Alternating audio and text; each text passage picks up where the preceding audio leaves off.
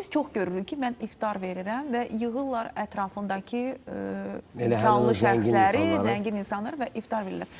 Bu arzu olunandırmı, yoxsa iftar verirsinizsə bunu ehtiyacı olan kasıblara vermək Mənim daha şəxsi savab deyilmi? mövqeyimi soruşmaq istəyirsinizsə, mən fikrimcə hər iki təbəqədən insanlar o məclisdə iştirak etməlidir. Həm təbəqələşmə olmasın, həm bu təbəqələr arasında bir yaxınlaşma olsun və insan da özünü ancaq yoxsullar da toplaşanda bir özündə bir təhqir olmuş, Diskomfort nəsə bir narahatçılıq ki, mən kasıb olduğuma görə.